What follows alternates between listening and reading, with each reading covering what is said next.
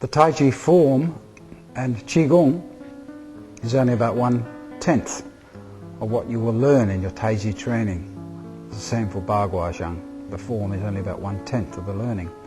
A lot of people think that, okay, they just go out there, learn a bunch of slow movements, blah, blah, blah, then some Qigong. That's all they ever have to learn. Well, that's not true. Probably the most important part after you learn the form is to learn the training methods that we have. It's the training methods that takes everything you've learned in the form and your Qigong and puts it into action for you. It makes it work in your body, in other words. So the training methods are very important in Tai Chi. There are also many different weapons forms, which are also very important to your overall training. As I said, the same thing happens with your Bagua training. Also, there's not just one Tai Chi form you learn. You don't just learn a bunch of slow movements. Oh, okay, I know Tai Chi now. Of course, you have to practice and practice that as many times as you can throughout the day until that works upon your own body, until you're not thinking about anything anymore. You mustn't be you mustn't be thinking, oh, I've got to put my foot here, I've got to put my hands here. As soon as you think of that, the chi is blocked. So you must be able to do your Tai Chi form totally subconsciously, not thinking about your hands or where to put your hands. The hands must be moving totally by themselves because you've done it so many times. But also, there are different levels, advancements of your Tai Chi form. You learn it in block form, raise hands, take hands down, take hands out, take hands across. That's the block form, extremely basic form. You don't get much from that. Probably only get 10% out of that. Up to your highest level,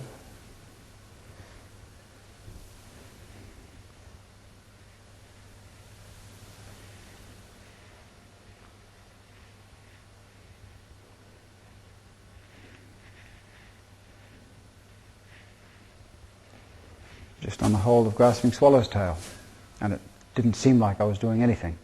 So there are five physical levels, and then there are a couple of other levels on top of that you must go through. So it's a bit more than just learning a bunch of movements and learning a form.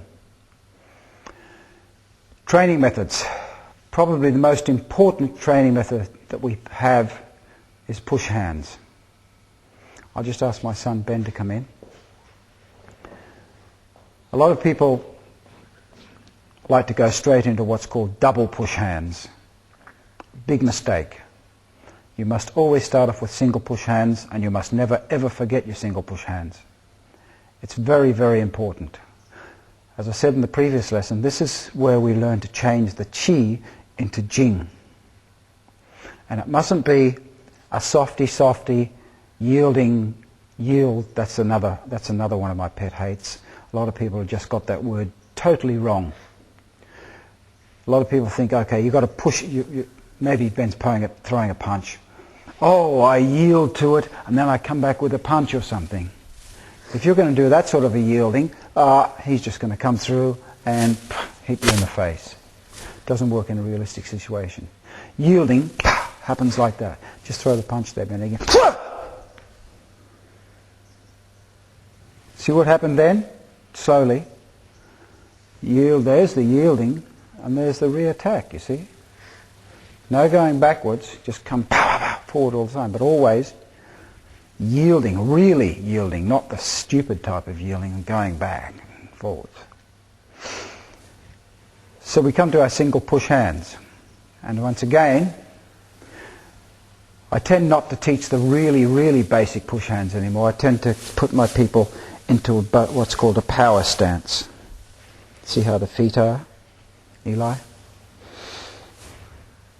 This is a power stance. You'll notice that for those of you who are probably doing push hands with your teacher, it's the opposite of what you'll be told. Normally people have that foot out there and they have a big, low, open stance and they start pushing. Well now, in this stance, of course, it's easy. You can hold off a fairly strong push in this stance because you've got that big, low, open stances. However, push hands is a way of learning the correct body movement for self-defense. Now, you're not going to be attacked in the street standing like this, are you? You're going to say, hang on, please don't attack me, sir. I want to stand like this because that's how I've been taught to do my push hands. In the street, bang, you're decked, you see? This is how you get attacked in the street, just standing normally. So obviously, this is the way we do our push hands. In a power stance gives you extreme power, torque, in other words, in your waist. Bah! Wah! That's what the power stance does. All native races have a form of this power stance. Just standing up normally. A lot of people say, oh, you can't push me, see? Sure, ask them to stand like this, push them over easily. So this is how we train. It's not a competition. The most important thing, if someone says to you, okay, you've got to try and push him over, he's got to try and push you over, let's go into the American Championships, walk out of the class, never go back to that lesson. He's taking money off you under false pretenses. Push hands is to learn about self-defense and fighting, the body mechanics of it. Nothing to do with competition. I don't want to be pushing. I go, bah, see how I got you, you bugger, you know. Bah, he got me. That's a load of garbage. We're using each other as a training aid to help each other up the ladder to understand body mechanics.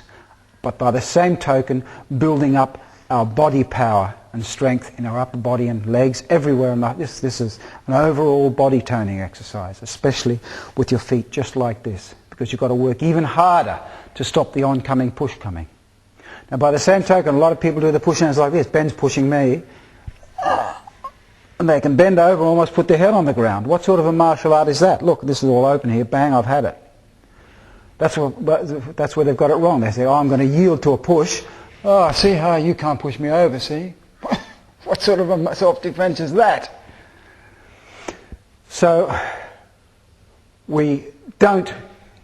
There is a time when we use a yin way of push hands, but that's totally different than the silly yielding that people do.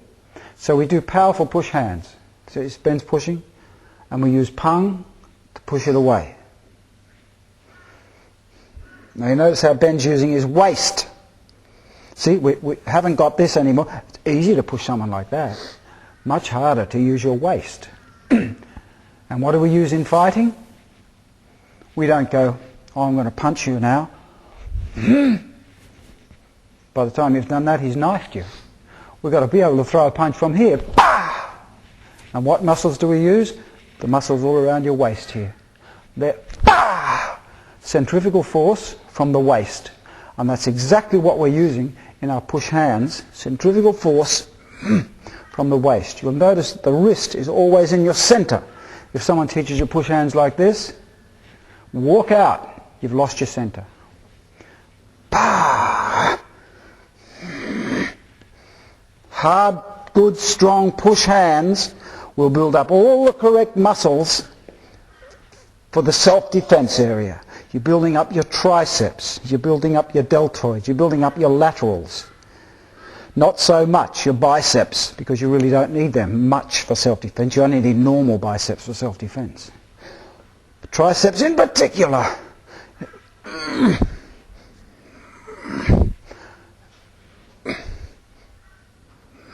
I'm putting my full weight on Ben here, and he's taking that power and putting it down through his back leg. He's rerouting it. That's single push hands. It's also a pet hate of mine, the way people misuse push hands, misrepresent it. Then we have double push hands. Basic, I don't think I've ever taught Ben basic. Put your foot for bigger low open stance.